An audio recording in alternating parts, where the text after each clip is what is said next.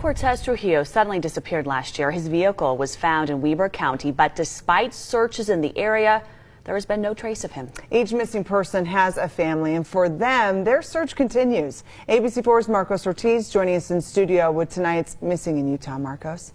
Eztli Cortez Trujillo is transgender, is considered gender neutral.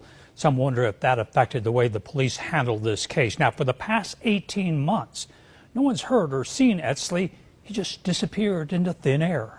Eztli, like I mentioned earlier, is a very kind, very tender-hearted, very genuine person. Eztli is someone who really cares a lot about people. But according to police reports, friends worry that Eztli Cortez Trujillo is troubled, perhaps suicidal. Eztli is a transgender and gender neutral, meaning the person isn't a male or female, but considers themselves he, she, or they. The night before they went missing, they're really struggling with themselves. You know, they're having a hard time processing some really heavy trauma. On April 23 of last year, Eztli travels east on the North Ogden Divide. His silver Volkswagen is found high-centered along the road. An Uber driver sees him, offers him a ride on his return, but he disappears when the driver comes back. I don't know, because there's just so many ifs and what ifs and so much speculation as to what could have happened. Because only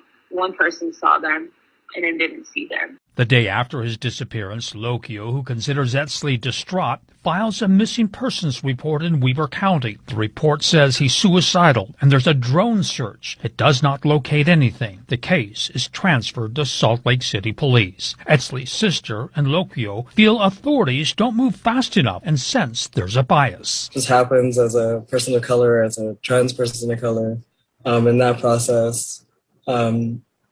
Feeling very heavily discredited and dismissed. But behind the scenes, Salt Lake City Police actively investigate the case. They learn Eztli felt uncomfortable living away from home and wanted to move back. His sister doesn't see him as suicidal. Knowing Eztli, I don't think they would have just committed suicide without writing a letter. I don't think it would be in their nature to just leave without telling anybody. In July and August, Salt Lake's search and rescue, along with canine dogs, searched the area, but there's no evidence of Eztli being there. Still, there's frustration with the way it's handled. The reality is Eztli's case has been unnoticed because of a person of color, and they were part of the LGBTQ plus community. That our family really misses them. Our family isn't whole without them. Hard to know that this is our reality.